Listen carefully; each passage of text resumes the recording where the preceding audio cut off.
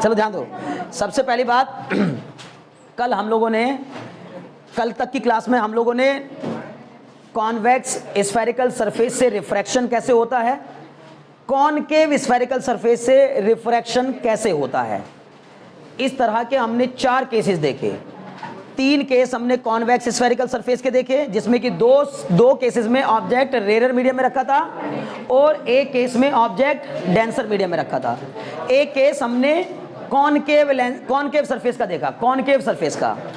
ठीक है, यही 4 केसेस हैं, इनसे ज्यादा केसेस नहीं हैं, आएंगे ही नहीं, हैं भी नहीं, परेशान होने की जरूरत नहीं है। इन चारों केसेस के डेरिवेशंस करने के बाद हम एक बड़े से नतीजे पर पहुंचे थे, और वो बड़ा सा नतीजा ये निकल के आया था कि आपको ज़्यादा दिमाग नहीं लगाना है कि सरफेस कॉन्वेक्स है कि कॉनकेव है कि क्या है।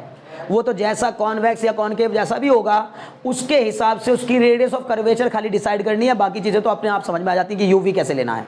क्लियर? तो बस आपको फिर याद क्या रखना था, फिर ज़्यादा दिमाग नहीं लगाना था, तो फिर दिमाग क्या लगाना था, बस एक बात याद रखने की बात कही गई थी कि सिर्फ आपको इतना से याद रखना है कि अगर ऑब्जेक्ट रखा है रेयर मीडियम में तो नतीजा आएगा μ2/v minus μ1/u is equal to μ2 minus μ1/r, where μ1 is the refractive index of rarer medium, μ2 is the refractive index of denser medium और r is the radius of curvature of the surface। बोलो इतनी बात समझ में आ गई कि नहीं आ गई? फिर मैंने कहा था एक और बात याद रखनी है, अगर ऑब्जेक्ट रखा होगा डेंसर मीडियम में तो नतीजा आएगा μ1/v minus μ2/u is equal to μ1 minus μ2/r। बात वही पुरानी है, μ1 रेयर मीडियम का ही रिफ्रैक्टिव इंडेक्स है, μ2 डेंसर मीडियम का ही रिफ्रैक्टिव इंडेक्स है, r रेडियस ऑफ कर्वेचर है, u ऑब्जेक्ट डिस्टेंस और v इमेज डिस्टेंस है। इतना आपको पता चल गया होगा पूरी अच्छी तरीके से। क्लियर है ना? ये 4 केसेस पढ़ने के बाद हम इन 2 नतीजों पर पहुंचे थे। ठीक है ना?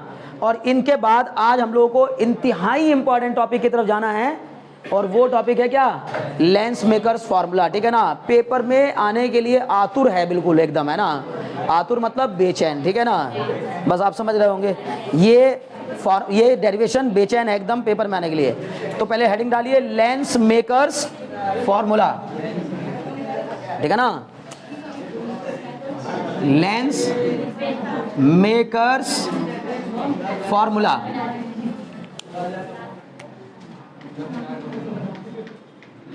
अब देखो LENS लेंस मेकर्स फार्मूला। ठीक है, अब पहली बात आपको पता होना चाहिए कि लेंस कैसे बनता है। 2 रिफ्रैक्टिंग सरफेसेस को मिलाकर लेंस बनता है। लेंस मेकर्स फार्मूला करने के बाद हम लोग लेंसेज के टाइप्स के बारे में बात करेंगे। हालांकि मुझे लगता है कि बेहतर होता हम पहले ही लेंसेज के टाइप्स को जान लेते। ठीक है ना? लेकिन अब छोड़ो, अब हमने लेंस मेकर्स फार्मूला डाल दिया तो पहले यही पढ़ लेते हैं, बाद में पढ़ेंगे। लेंस मेकर्स फार्मूला हम करेंगे कॉन्वेक्स लेंस के लिए प्रूव, पर वो अप्लाई होगा सभी टाइप के लेंसेज पर। समझ में आ रही बात ना? चाहे वो कॉन्वेक्स लेंस हो चाहे कॉनकेव लेंस हो। समझ रहे ना? मैं बार बार आपसे कह रहा हूं, 2 रिफ्रैक्टिंग सरफेसेस को मिलाकर 2 रिफ्रैक्टिंग सरफेसेस के कॉम्बिनेशन से बनता है क्या? लेंस। जैसे एक कॉन्वेक्स और दूसरे कॉन्वेक्स को ऐसे मर्ज कर दो ऐसे, तो ये बन जाएगा आपका by convex lens. By convex, इसको क्या कहते हैं? बाई कॉन्वेक्स या डबल कॉन्वेक्स। बाई कॉन्वेक्स या डबल कॉन्वेक्स या इक्वी कॉन्वेक्स। लेकिन इक्वी कॉन्वेक्स तब होता है जब स्पेशली दोनों सरफेसेस की रेडियस ऑफ कर्वेचर भी सेम होती हैं। जैसे एक ये सरफेस लिया मैंने कॉन्वेक्स, एक ये सरफेस लिया, इनके ये वाले पार्ट आपस में ऐसे मिला दिए, इधर से भी अब कॉन्वेक्स दिख रहा है, इधर से भी कॉन्वेक्स दिख रहा है। समझ गए ना? तो इसको कहा था बाई कॉन्वेक्स। बाई कॉन्वेक्स मतलब जिसके दोनों सरफेसेस कॉन्वेक्स हों। क्लियर? एक होता है बाई कॉनकेव, बाई कॉनकेव। ठीक है ना? जिसके दोनों सरफेसेस कॉनकेव हों। एक होता है कॉन्वेक्सो कॉनकेव, जिसका एक सरफेस कॉन्वेक्स एक कॉनकेव। एक होता है कॉनकेव और कॉन्वेक्स, एक होता है प्लेनो कॉन्वेक्स, एक होता है प्लेनो कॉनकेव। इन सब के बारे में चर्चा करूंगा, लेकिन पहले लेंस मेकर्स फॉर्मूला कर लें, उसके बाद अगर मौका मिलेगा तो करेंगे, नहीं तो अगली क्लास में करेंगे। समझ में आ रही बात ना? अभी लेकिन इस पर ध्यान दीजिए, पेपर में आएगा कैसे क्वेश्चन, बहुत अच्छे तरीके से इस बात को दिमाग में बैठा लीजिए कि लेंस मेकर्स फॉर्मूला बड़े नंबर में आता है, और ज्यादा नंबर में आया तो इसमें क्या क्या बातें आएंगी। पहली बात आएगी, वो बोलेगा write down the assumptions used in lens makers formula. पहली बात बोलेगा कि वो एजम्पशंस लिखिए जो हमने यूज किए हैं लेंस मेकर्स फॉर्मूला को डिराइव करते समय। और दूसरी बात फिर derive, also derive the expression for the lens makers formula. फिर उसके नीचे दे देगा एक नंबर में एक छोटा सा क्वेश्चन। तो इस तरह करके 4-5 नंबर का क्वेश्चन बन जाता है, ठीक है ना। क्लियर है? तो पहले जल्दी से लिखो लेंस मेकर्स फॉर्मूला के एजम्पशंस लिखिए। एजम्पशंस मतलब हम पहले इसमें क्या क्या एज्यूम करेंगे। कुछ बातें ऐसी हैं जो हम बिना बात ही एज्यूम करके चलेंगे, मतलब रियल में ऐसा कुछ होगा नहीं, ठीक है ना। तो एज्यूम भाई, ऑप्टिक्स में बहुत सारी चीज़ें अभी भी एज्यूम्ड हैं, बहुत ज़्यादा। देखो ऐसे ही 11th में एक चैप्टर था और ऐसे ही, हाँ कौन सा, काइनेटिक थ्योरी ऑफ गैसेस, नहीं काइनेटिक थ्योरी ऑफ गैसेस, और वो उसी के आसपास के 2 चैप्टर, कौन, थर्मोडायनेमिक्स और kinetic theory of gases. Thermodynamics में भी बहुत सारे लॉ हैं, वो क्या हैं, अभी तक भी हाइपोथेटिकल है, उनका कोई मैथमेटिकल प्रूफ नहीं है, सही है, लेकिन हाँ बिल्कुल यूनिवर्सली ट्रूथ हैं। और ये भी, ये सारी की सारी चीज़ें भाई आज तक हमारे लिए यूनिवर्सली ट्रू हैं। हम जो ये पढ़ रहे हैं सबके सब यूनिवर्स, ऐसा लगता है सब यूनिवर्स में ट्रू लग रहे हैं, क्योंकि हमारे पास, पर हो क्या रहा है, जितना हम बियॉन्ड जा रहे हैं, जितना टेक्नोलॉजी एडवांस हो रही है, हम जितना ज़्यादा ऑप्टिक्स को और ज़्यादा जान रहे हैं, उतनी ही ज़्यादा टेक्नोलॉजी भाई एडवांस होती जा रही है, ये समझ लीजिए।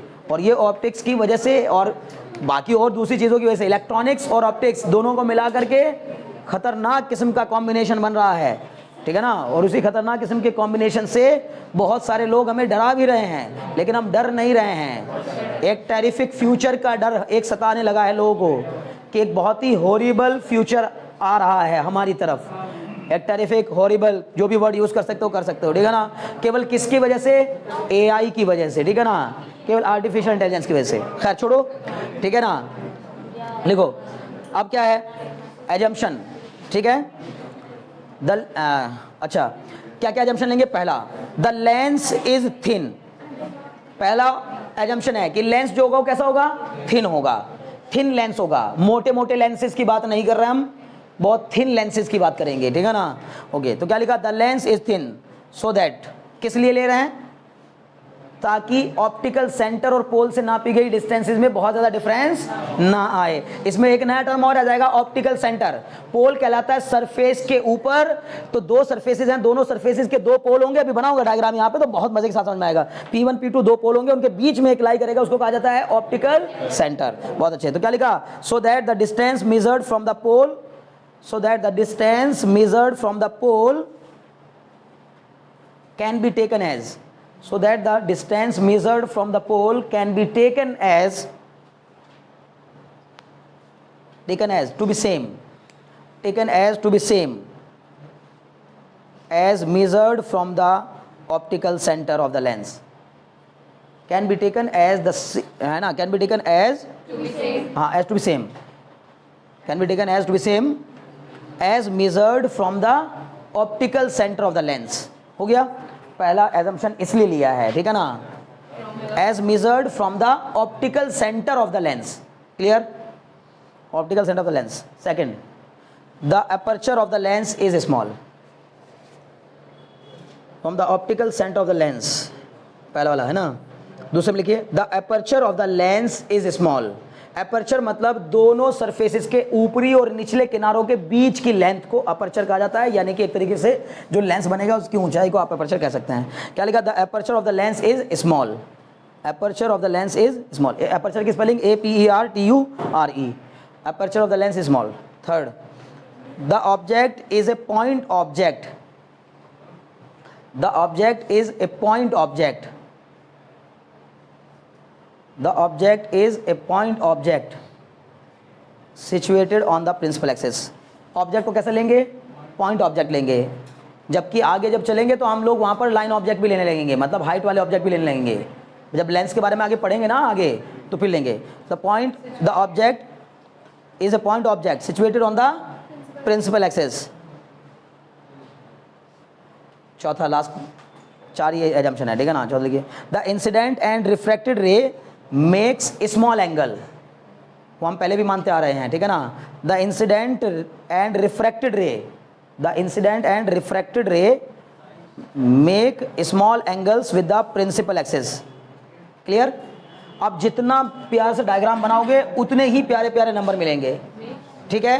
पहली बात, the incident and refracted ray make small angles with the principal axis, हो गया, with the principal axis. Diagram जितना अच्छा, जितना क्लियर, जितना बढ़िया बनाओगे उतना ही ज़्यादा फायदा रहेगा, आपको खुद को भी मज़ा आएगा कि हाँ समझ ले हुए है ना। इसलिए चाहे मुझे एक बार डायग्राम मिटाना पड़ जाए, मैं पहले बढ़िया सा डायग्राम बना रहा हूँ।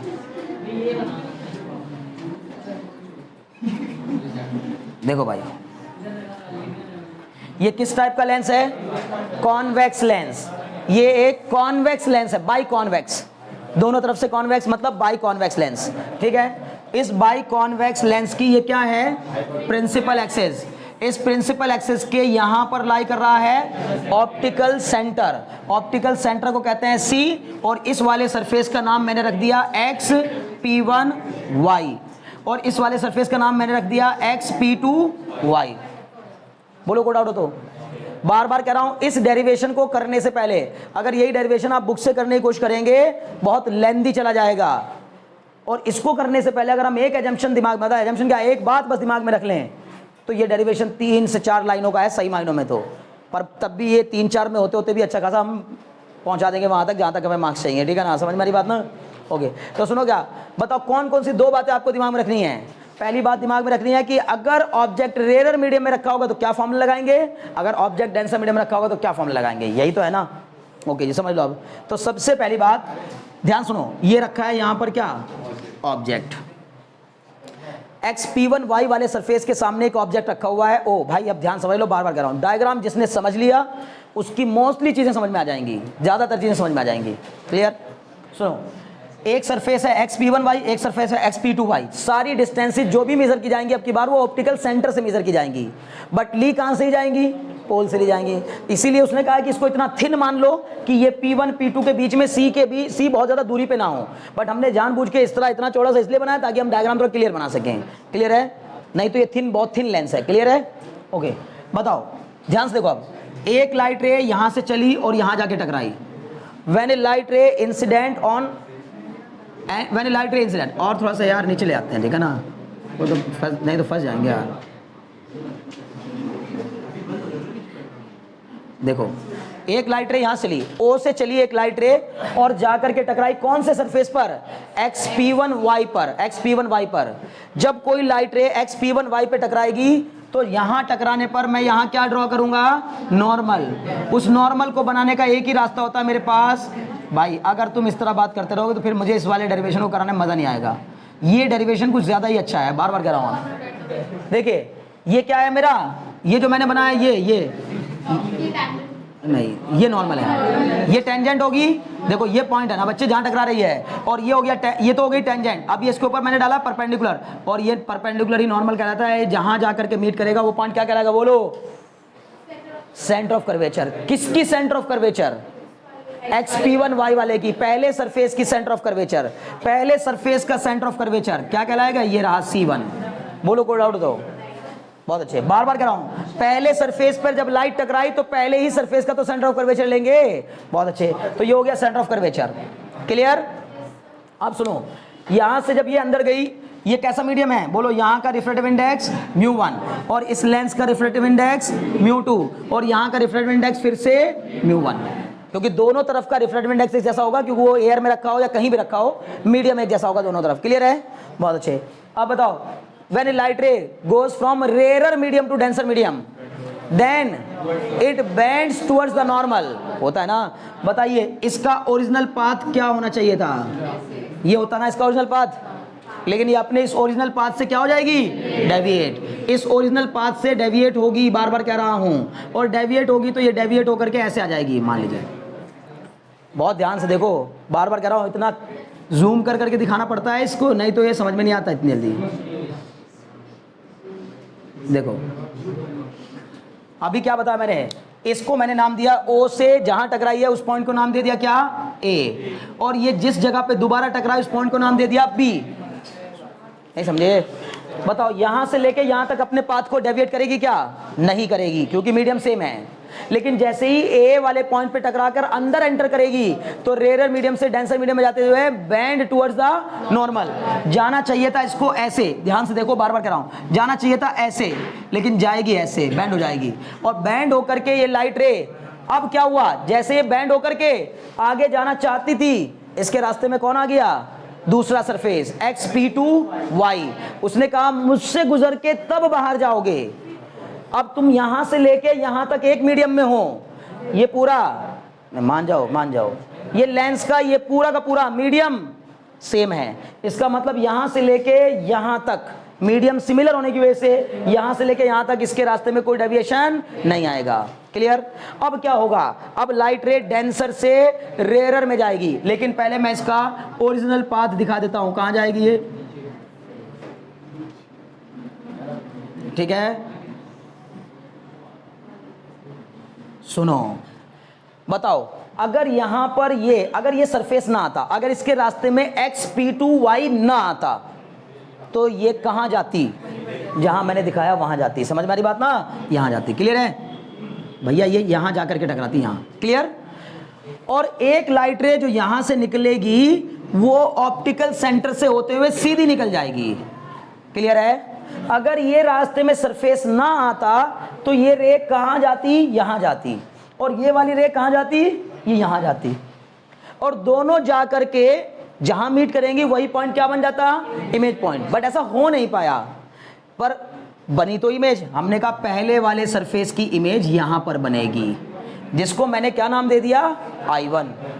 मतलब ये ऐसे जैसे हम मिरर में पढ़ रहे थे कि पहले की इमेज दूसरे के लिए ऑब्जेक्ट का काम करेगी।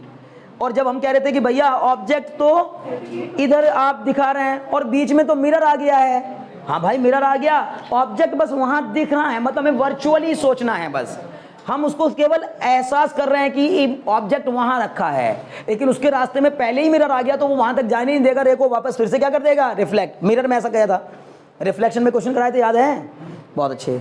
तो इसका मतलब ये जो पहले वाले सरफेस की इमेज है ये दूसरे वाले सरफेस के लिए ऑब्जेक्ट का काम करेगी। बोलो बात समझ में आ रही कि नहीं? बहुत बढ़िया। अब बच्चे क्या होगा, ये लाइट जब यहां पहुंची तो जिस पॉइंट पे टकराएगी फिर से इस पॉइंट पर हम एक टेंजेंट ड्रॉ करेंगे और इस टेंजेंट के ऊपर एक नॉर्मल डालेंगे। वो नॉर्मल बताओ जहां मीट करेगा उस पॉइंट को क्या कहा जाएगा? दूसरे वाले सरफेस का सेंटर ऑफ कर्वेचर। समझ में आ रही बात? ये जहां जाकर के मीट कर जाएगा देखिएगा वो पॉइंट कहलाएगा इसका सेंटर ऑफ कर्वेचर। ये हो गया यहां पर सेंटर ऑफ कर्वेचर किसका? xp2y का। जानबूझ के मैंने थोड़ा सा इसको उधर बनाया, ये मत सोचना था बना भी वो बन भी गया है ना कुछ इसी तरह का। और फेयर बनाओगे तो बेहतर रहेगा। सही भी है, वो अच्छी भी बात है कि वो क्या होना चाहिए? अलग होना चाहिए, क्योंकि जनरल केस में हम दोनों को अलग अलग लेके चलेंगे। जरूरी नहीं है कि ये दोनों सरफेस बराबर रेडियस ऑफ कर्वेचर के होंगे, नहीं समझे? किसी भी कॉन्वेक्स सरफेस की रेडियस ऑफ कर्वेचर उस स्फीयर की रेडियस की इक्वल होती है जिस स्फीयर से वो काटा गया है। अगर मान लो ये छोटे वाले स्फीयर से काटा गया हो और ये बड़े स्फीयर से काटा गया हो तो इसकी रेडियस ऑफ कर्वेचर ज्यादा होगी, इसकी कम होगी। और अगर ये बड़े स्फीयर से कट करके निकाला गया होगा तो इसकी रेडियस ऑफ कर्वेचर ज्यादा होगी और इसकी कम होगी। कभी कभी ऐसा भी हो सकता है इक्वल होगी, उसी को इक्वी कॉन्वेक्स लेंस कहते हैं। बोलो बात समझ में आ रही कि नहीं? बहुत अच्छे। इसलिए हमने जानबूझ करके R1 R2 ले लिया, मतलब C1 C2 ले लिया अलग अलग। C1 C2 तो अलग अलग होना ही था, पर हमने दूरी भी अलग दिखा दी। ये यहाँ थोड़ी कम दूरी दिख रही है, यहाँ थोड़ी ज्यादा दिख रही है दूरी। क्लियर है? समझ पा रहे हो ना? बहुत अच्छे। अब बताओ, अब भाई क्या हुआ ये भैया कि ये जो AB लाइन है ना, AB पहली बात तो मैं AB वाली रे को कहता हूं रिफ्रैक्टेड रे, और जो B के बाहर आती है ना उसको मैं बोलता हूं इमर्जेंट रे। अब क्योंकि अब वो रिफ्रैक्ट नहीं हो रही है, हालांकि वो भी रिफ्रैक्शन होगा वहां पर, लेकिन एक तरीके से इमर्ज होकर बाहर आई ना। ओके, तो आप ये समझिए OA हो गई आपकी इंसिडेंट रे और AB हो गई आपकी पहले सरफेस की रिफ्रैक्टेड रे। लेकिन जब जैसे ही इसके रास्ते में फिर से मीडियम चेंज होने की बारी आई, अब ये ग्लास से बाहर जा रही है। अब कहां जा रही है? डेंसर से रेयर में। तो band away from the normal. समझ में आ रही बात? अरे कोई बात नहीं, सुनो, ये क्या जाएगा? देखो ध्यान सुनो, ये यहां से कहां जाएगा? सुनो ना, ये रे ऐसे जाएगी, ऐसे। ओरिजिनल पाथ क्या है इसका? यार सुन लो भाई, इसका ओरिजिनल पाथ क्या है? ये है। अब अगर ये ओरिजिनल पाथ है तो bends away from the normal. चल तो रही है ना? हाँ चल रही होगी। क्यों करना है? अगर बैटरी सेवर ऑन कर देंगे तो फिर नहीं चलेगी ना वीडियो। चले ना? हो गया, चलो। हाँ चलेगा। सुनो अब सबसे पहली बात ये क्या होगा? देखो यहाँ से अगर भाई बस समझो है ना, ये इसका क्या था? यही तो इसका ओरिजिनल पाथ था। तो अब क्या कह रहा हूं मैं bends away from the normal. जिसको डायग्राम नहीं समझ में आया ना, उसको कुछ नहीं समझ में आएगा। अब खाली तुम छाप ही लोगे डायग्राम तो एक अलग बात है, ठीक है ना। ये देखो, bends away from the normal, यहां के बजाय इधर होनी चाहिए ना, इधर होनी चाहिए ना, देखो तो फिर हाँ क्यों कर रहे हो, है ना। मैं जानबूझ के करता हूँ कि उधर होनी चाहिए ना। नहीं भाई, उधर कैसे हो जाएगी, उधर तो खुद ही नॉर्मल है। अरे यही तो नॉर्मल है, इसी को तो नॉर्मल कह रहा हूँ, यही तो नॉर्मल है। तो इस नॉर्मल से तो आपको इसको दूर हटाना है ना, तो इस नॉर्मल से दूर हटाने तो इधर करेंगे, इधर। इसका मतलब बैंड हो जाएगी अवे फ्रॉम द नॉर्मल, और जहां जाकर के मीट करेगी वो पॉइंट फाइनल इमेज पॉइंट कहलाएगा। बोलो बात समझ में आएगी नहीं, एक बार फिर समझो, फिर कह रहा हूं। ये था इसका, इस वाली रे का, ए बी वाली रे का ओरिजिनल पाथ ये था ना। अब ये ओरिजिनल पाथ से डेविएट होगी, और क्योंकि डेंसर से रेयर में जा रही है इसलिए bands away from the normal. इसका मतलब इस रास्ते को छोड़कर इसके अवे चली जाएगी, यानी कि ये एंगल बढ़ जाएगा। बोलो बात समझ में आ रही कि नहीं, बहुत अच्छे। जहां जाकर के मीट करेगी, क्योंकि यहां से एक प्रिंसिपल एक्सिस के अलोंग जो रे आएगी वो तो पक्का आई पे काटेगी, तो ये जो इमेज बनेगी ये फाइनल इमेज होगी, यही फाइनल। इसीलिए मैंने इसको डॉटेड नहीं बनाया, इसको मैंने पूरा कलर्ड बनाया है पूरा, ठीक है ना। समझ में आ रही बात, बहुत अच्छे। This is the final image, बार बार बोल रहा हूं, ठीक है। This is final image. बना लिया डायग्राम, जितनी जल्दी हो सके डायग्राम बनाइए। बना ली तो मजा आ गया, ठीक है ना। अगर आपने बना लिया तो फिर भाई बहुत मजा आया।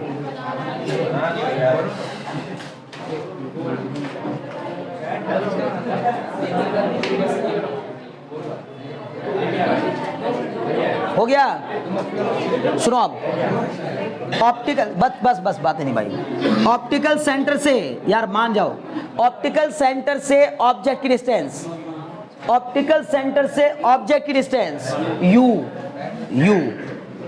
ऑप्टिकल सेंटर से ऑब्जेक्ट की डिस्टेंस यू, ऑप्टिकल सेंटर से पहली इमेज की डिस्टेंस, बोलो ना यार, V1। कोई डाउट है, ध्यान समझो। ऑप्टिकल सेंटर से पहले सरफेस की radius R1, clear. Optical centre से दूसरे सरफेस की रेडियस R2, ऑप्टिकल सेंटर से फाइनल इमेज की डिस्टेंस V। क्या कहना है, मजा आ गया, क्लियर। चलो, ऑब्जेक्ट का एंगल अल्फा, पहली इमेज का angle beta one, final image का एंगल बीटा टू, पहले सरफेस का, पहले सेंटर ऑफ कर्वेचर का एंगल गामा 1, दूसरे का गामा 2। इतना सब करने की जरूरत नहीं है, वैसे अगर कर दिया तो बहुत अच्छी बात है। इतनी मार्किंग अगर आपने कर दी, ऐसा डायग्राम बना दिया, इसमें 1% कमी आपके नहीं रहेगी। इस डायग्राम में कुछ छोड़ा ही नहीं आपने करने के लिए, ठीक है ना, ताकि कोई उंगली उठा सके आपके ऊपर, ठीक है ना। अब लिखो जल्दी से, ये डेरिवेशन पूरा करके जाना, चाहे आप फिर आप टाइम से ऊपर निकल जाए मामला, चाहे नीचे निकल जाए, क्योंकि अब इसको हम बीच में छोड़ नहीं सकता। बीच में छोड़ूंगा कल फिर इतनी कहानी सुनानी पड़ेगी, समझ गए ना, इसलिए बीच में छोड़ सकते इस डेरिवेशन को, ठीक। हालांकि थोड़ा सा ध्यान लगा लोगे तो आ जाएगा, बहुत जल्दी हो जाएगा, ठीक है ना। ऐसी बात है ना करो यार।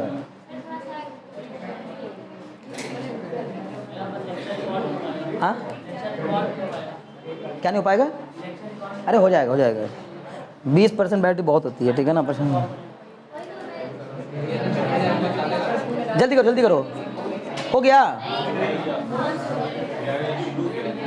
तो बाद में बनाने डायग्राम देख करके, ठीक है ना। चलो लिखो, हाँ वीडियो में देख के बना लेना, ठीक है ना। चलो लिखो जल्दी से। Consider a convex lens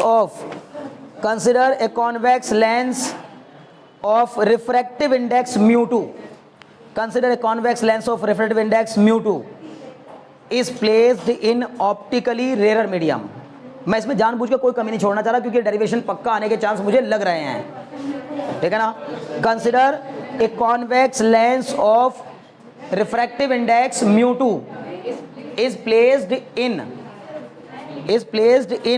a medium of refractive index μ1 is placed in a medium of refractive index μ1 is placed in a refractive index of medium μ1। Bracket में लिखिएगा μ1 is less than μ2, μ1 is less than μ2, मतलब हमने मान लिया बाहर वाला medium rare है और अंदर वाला मीडियम डेंसर है, वो सब बात इसमें लिख दी हमने। μ1 इज लेस देन μ2, ठीक है। Then and an object O is placed, and an object O is placed, ये रहा object O, an object O is placed in front of the convex lens, in front of the convex lens on the principal axis, on the principal axis, okay, and the image of this object is formed, and the image of this object is formed at I, image of this object is formed at I by suffering two refractions, तो बहुत short में करवा दूंगा इस चीज़ को, हाँ, by suffering two refraction, नहीं तो ये सब कहानी बतानी पड़ती कि पहले xp1y पे रिफ्रैक्शन हुआ फिर xp2y पे हुआ, तो कुछ नहीं। by suffering two refractions, by suffering two refractions at xp1y and xp2y respectively, by suffering two refractions, एक बार यहाँ रिफ्रैक्शन हुआ और एक बार यहाँ रिफ्रैक्शन हुआ, समझ गए ना, by suffering two refractions at xp1y and xp2y respectively, xp1y and xp2y respectively, as shown in ray diagram, as shown in ray diagram। ये रे डायग्राम आपने इतना क्लियर बनाया है कि चिंता का कोई विषय बचा नहीं है, xp1y और xp2y पर होते हुए, ठीक है ना, बात समझ में आ गई। अब इतने तक में कोई डाउट है नहीं। अब बस हम क्या कहेंगे, अब बस आ जाओ जी, वर्किंग पे आ जाते हैं। देयरफॉर अब कहेंगे, देखिए ध्यान से देखिएगा, refraction at, now refraction at xp1y, कौन से वाले सरफेस पर रिफ्रैक्शन हुआ पहले, xp1y पर, xp1y पर, उसके लिए ऑब्जेक्ट का काम कौन करेगा, O, और इमेज कौन सी बनेगी, I1। बताओ xp1y के लिए ऑब्जेक्ट किस मीडियम में रखा है, रेयर में, बहुत बढ़िया। तो क्या लिखा, रिफ्रैक्शन एट xp1y, मतलब यहां पर लिख सकते हैं the object lie in rare medium, the object lie in rare medium. बोलो रेयर में रखा है कि नहीं रखा है, object lie in rare medium. अरे भाई समझ रहे हो ना।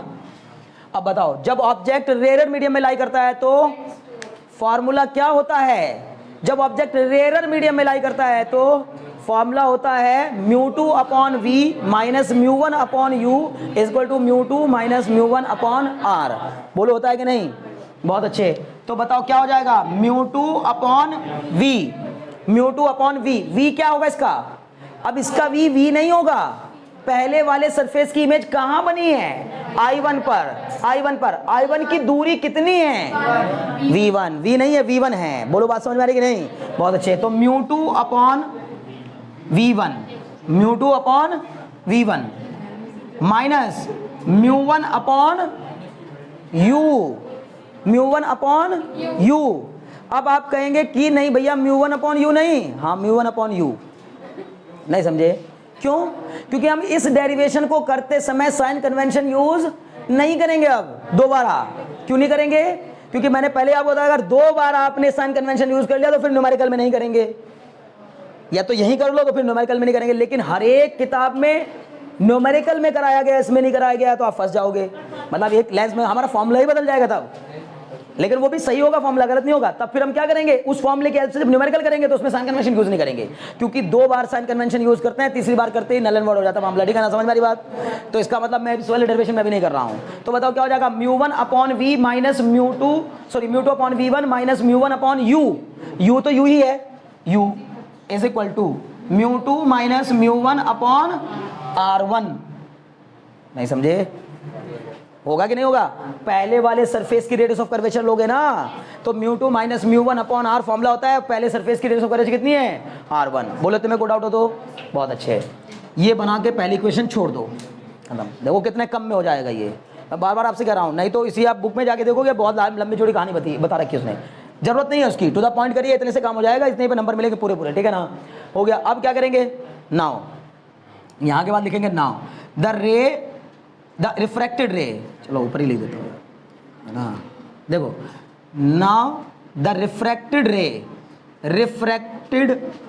रे A B is incident on, देखिएगा, इज इंसिडेंट ऑन xp2y, कौन से सरफेस पे टकराती है, xp2y पे टकराती है, ठीक है ना, एंड द इमेज ऑफ यहां लिख रहा हूं भाई, image of first surface acts as the object of virtual लिख देता हूं, बल्कि virtual object of second surface. नहीं समझे, पहले वाले सरफेस की इमेज दूसरे वाले सरफेस के लिए ऑब्जेक्ट का काम करेगी, बोलो बात समझ में आई कि नहीं, बहुत अच्छे, ठीक है। देखिए इन दिस रिफ्रैक्शन है ना, in this refraction light goes from, light कहां से कहां जा रही है, डेंसर टू रेयर जा रही है, अब light goes from denser to rare, so we can say object lie in denser medium,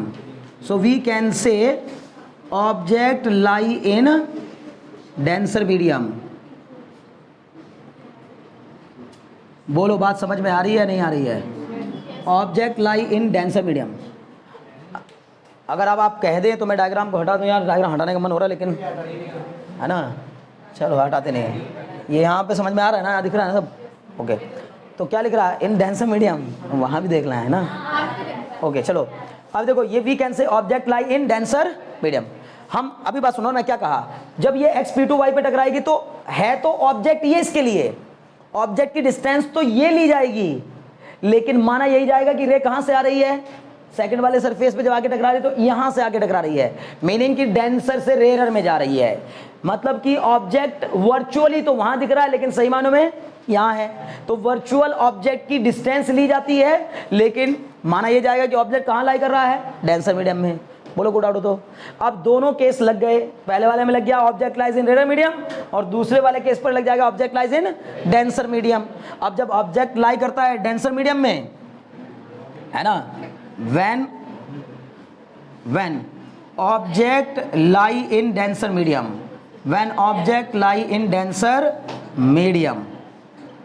then using formula, कौन सा फॉर्मूला यूज करेंगे, μ1 upon v minus μ2 upon u is equal to μ1 minus μ2 upon r। बोलो बात समझ, ये formula होता है, इस वाले फॉर्मूले का इस्तेमाल करेंगे, पकड़ पा रहे हो ना बातों को, ठीक, वो तो नोट कर लिया होगा ऊपर वाला, ये वाली इक्वेशन बना के तुम लोग छोड़ देना, मैं इसको मिटा देता हूँ ऊपर वाले को, है ना, डायग्राम इसलिए नहीं मिटा रहा हूँ, यहीं से वैल्यू लिखनी है ना, यू वी, वैसे कोई इतनी बड़ी बात नहीं है, मिटा सकते थे, ठीक है ना, चलो यहीं कर रहा हूँ, हटाओ, बताओ क्या होगा अब, देयरफॉर एट, इसलिए एट xp2y पे बताओ क्या होगा, μ1 अपॉन v, फॉर्मूले में होता है μ1 अपॉन v मतलब इमेज की डिस्टेंस, सेकंड वाले के लिए इमेज कौन है, i है, और i की दूरी भी v ही ली है हमने, तो इसका मतलब क्या ही हो जाएगा, μ1 अपॉन v हो जाएगा, माइनस μ2 अपॉन u बताओ u की जगह क्या लूंगा, u की जगह बताओ जल्दी से, v1, क्योंकि u इसके लिए कौन होगा, I1 ही उसके लिए ऑब्जेक्ट का काम करेगा, तो I1 की दूरी कितनी है ऑप्टिकल सेंटर से, V1, तो μ2 अपॉन V1, U की जगह पर V1 is equal to μ1 minus μ2 upon R2, उसकी रेडियस ऑफ कर्वेचर कितनी है, R2। बोले तुम्हें कोई डाउट हो तो पक्का, ये हो गई इक्वेशन नंबर 2। आपके पास बड़े ध्यान से देखिएगा, दो इक्वेशन बन गई मजेदार, एक इक्वेशन वो और एक ये, जो हमने वो मेहनत की तो आज हमारे काम आ गई, वहां हमने बड़े इन्हीं कामों करने के लिए बड़े बड़े काम किए हैं, इसको करने के लिए, और अगर हमें इसी डेरिवेशन को करना पड़ जाए ना उस तरीके से कि पहले हम ये भी डिराइव करें और ये भी डिराइव करें, तो ये गया बहुत लंबा, एक डेरिवेशन वो एक डेरिवेशन ये, फिर इनकी क्लिपिंग करेंगे, अभी तो ये अच्छा खासा इसी में लंबा चला गया, समझे ना, तो काफी ज्यादा हो जाएगा, ठीक है, आपको डायरेक्ट ऐसे लिखना है। अब क्या करेंगे बताओ, एडिंग इक्वेशन 1 एंड 2, ऊपर वाला ऐसा, आप इक्वेशन 1 कायदे से लिख लीजिए और इक्वेशन 2 कायदे से लिख लीजिए, ध्यान से जल्दी से, ठीक है, बढ़ जाऊं? बहुत बढ़िया, यहाँ पर कर रहा हूँ, देखो मुझे बताइएगा तो मैं आपको आपसे पूछ कर ही लिखूंगा कि क्या है इक्वेशन। ठीक है, अब ध्यान दीजिएगा, यहाँ लिख रहा हूँ एडिंग इक्वेशन 1 एंड 2। ठीक है, नंबर 2 को क्या करेंगे? ऐड करेंगे। 1 क्या थी बोलो भाई? 1 क्या थी? 1 थी μ2 upon v1 minus μ1 upon u is equal to μ2 minus μ1 upon r1। बोलो ठीक है नहीं? अरे यार ये क्या कर रहा हूँ, बस अब डायरेक्ट लिख देता हूँ ना, जोड़ देता हूँ ना। ये लेफ्ट साइड में इसके ये था, पहली वाली का लेफ्ट साइड में ये था, और दूसरी वाली में जब ऐड करूंगा तो उसकी लेफ्ट साइड में क्या है? ये μ1 upon v minus μ2 upon v1। बोलो है कि नहीं है? है। इज इक्वल टू, उसमें क्या था? पहली वाली में था μ2 minus μ1 upon r1 plus μ1 minus μ2 upon r2। मुझे उम्मीद है बात समझ में आ रही होगी। बहुत बढ़िया, जरा देख के बताओ जल्दी से, ये μ2 अपॉन v1 और ये μ2 अपॉन v1 क्या एक दूसरे को खा जाएंगे? हाँ भैया, ये खा गए एक दूसरे को, खत्म। बात समझ में आ रही ना? अब क्या होगा? μ1 upon v minus μ1 upon u is equal to, भैया यहाँ है μ2 माइनस μ1 और यहाँ है μ1 माइनस μ2। अगर दोनों एक जैसे होते तो कितना मजा आ जाता, कॉमन आ जाते। पकड़ पा रहे हो ना? तो दोनों को एक जैसा बनाया जा सकता है क्या? हाँ भैया, यहाँ से माइनस कॉमन ले लीजिए तो बन जाएंगे एक जैसे। तो μ2 minus μ1 upon r1 plus, minus ले लिया मैंने कॉमन बाहर, माइनस कॉमन ले लिया तो बोलो क्या बन जाएगा? ये μ2 माइनस μ1 अपॉन r2। अब इन दोनों में से बताओ क्या कॉमन आ रहा है? अब मुझे कोई ज़रूरत नहीं रहेगी डायग्राम की, इसलिए हटा दे रहा हूँ। ठीक है ना? खत्म। ठीक है, ये भी सब लिख लिया होगा आपने। अब देखिएगा बड़े प्यार से, कितना कायदे से आ गया। ये आएगा आपका क्या? μ1 upon v minus μ1 upon u is equal to, बोलो क्या कॉमन ले लिया? μ2 माइनस μ1 कॉमन ले लिया। बोलो क्या बचा? 1 upon r1 minus 1 upon r2। अरे भाई समझ में आ गया? इतने में कोई डाउट है? नहीं, यही फॉर्मूला है बस। और क्या हो गया? बस इसमें क्या करना है? एक काम और करना है जो हम हमेशा करते थे, क्या? Divide by μ1 both side. लो जी, हो गया काम। डिवाइड बाई μ1 बोथ साइड, दोनों साइड μ1 से डिवाइड कर दिया। बताओ भाई, ये बताओ जल्दी बताओ, μ1 बाई μ1 डायरेक्ट लिख दूं क्या? μ1 बाई μ1 1 अपॉन v, μ1 बाई μ1 समझ गए ना? Minus 1 upon u is equal to, यहाँ क्या आ जाएगा? μ2 माइनस μ1 अपॉन μ1 इंटू में 1 upon r1 minus 1 upon r2। बोलो ये सब तो लिख रखा है ना भाई? ओके, अब बताओ ध्यान से, क्या बन गया? 1 upon v minus 1 upon u equal to, इसको अलग अलग तोड़ दूं, μ2 अपॉन μ1 माइनस μ1 अपॉन μ1। बोलो अभी अगर तुम चाहो ना, तुम्हें लग रहा हो कि भैया छोटा हो गया, स्कूल में तो लेंथी कराया गया है या लेंथ कम हो गई, तो ये सारे स्टेप जो मैं खा रहा हूँ इनको मत खाइएगा, लिखते जाइएगा सारे, अपने आप लेंथी हो जाएगा। नहीं समझे कौन सा? जैसे हमने यहाँ पे μ1 बाई μ1 को नहीं लिखा, एक स्टेप यहीं बढ़ जाता, किसको लिखते हैं? μ1 बाई μ1। हाँ, वो भी एडिंग में भी पहले हम दोनों लिख लेते इक्वेशन एक बार, फिर इनको ऐड करते। तरीके हैं आपके पास, अगर बढ़ाने का मन हो तो। वैसे खुद ही इतना अच्छा खासा लंबा हो गया, परेशान होने की जरूरत नहीं है। अब बताओ 1 upon v minus 1 upon u equal to μ2 upon μ1 minus μ1 हो गया 1। यहाँ भी अभी क्या करो, एक बार अलग अलग तोड़ दो, एक स्टेप हो गया, अगले स्टेप में 1 लिख देना। ठीक है ना? तो ये हो गया 1, और क्या बचा अंदर? 1 upon r1 minus 1 upon r2। बोलो μ2 बाई μ1 को क्या कह सकते हैं? 1 μ2 क्या कह सकते हैं? बहुत अच्छे, ये हो गया 1 by v minus 1 upon u is equal to, ये हो जाएगा 1 μ2 माइनस 1, और ब्रैकेट में कितना? 1 upon r1 minus 1 upon r2। बोलो इतने में कोई डाउट हो तो? बहुत बढ़िया। आपने इससे पहले 2 इक्वेशन बनाई थी क्या? हाँ, इसको तीसरी बना लो, और इसको तीसरी बना ली तो फिर ये भी आपने नोट कर ही लिया होगा, इसको मिटा रहा हूँ। ठीक है, बताओ अब क्या करेंगे? वी नो दैट, चलो यहाँ करता हूँ, वी नो दैट, क्या भाई क्या जानते हो बताओ? From, we know that from lens equation. अरे भाई लेंस इक्वेशन पढ़ी हमने, इसको ड्राइव करेंगे हम, पर पढ़ी हमने बहुत पहले है, 10th क्लास में ही पढ़ ली थी लेंस इक्वेशन। इसका डेरिवेशन हम करेंगे अभी, है ना? लेकिन जैसे हमने मिरर फॉर्मूले का डेरिवेशन किया था ना रिफ्लेक्शन ऑफ लाइट में, वैसे इसका भी करेंगे। लेकिन पढ़ रखी है। बोलो क्या होती है lens equation? 1/v minus 1/u equal to 1/f। इसको मान लो इक्वेशन 4। ये हो गई आपकी इक्वेशन 3, ये हो गई आपकी इक्वेशन 4। दोनों की लेफ्ट हैंड साइड क्या है? सेम। तो राइट हैंड साइड भी क्या हो जाएंगी? सेम। इसलिए क्या कहेंगे कि इस पूरे को हटाइए भैया, आप जिसने इतनी मेहनत करवाई हमसे, तो इसको हटा देते हैं और आंसर लिख देते हैं बस।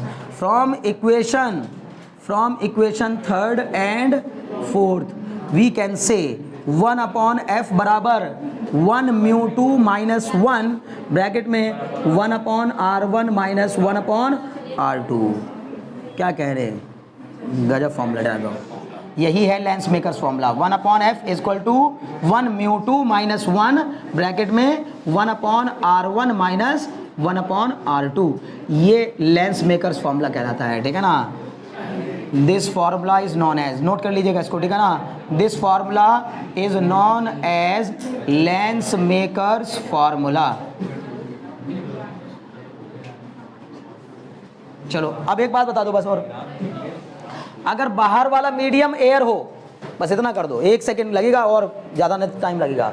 बताओ ये लेंस मेकर फॉर्मूला समझ में आ गया? ये बना, अगर बाहर वाला मीडियम एयर हो, if the outer medium is air, if the outer medium is air, तो अगर आउटर मीडियम एयर होगा तो μ1 1 हो जाएगा। μ1 क्या हो जाएगा? तो यहाँ रख दो ना बस, यहाँ में, यहाँ देखो ना, जब आउटर मीडियम एयर होता है ना तो μ1 तो हो जाता है 1 और μ2 हो जाता है μ, याद है? तो बस μ2 की जगह पर μ और μ1 की जगह पर 1 रख करके फॉर्मूला क्या बन के आएगा? 1/, ये हो जाएगा 1/f is equal to μ2 by μ1। μ2 by μ1 मतलब सीधे म्यू माइनस 1 ब्रैकेट में 1/r1 माइनस 1/r2, ठीक है ना।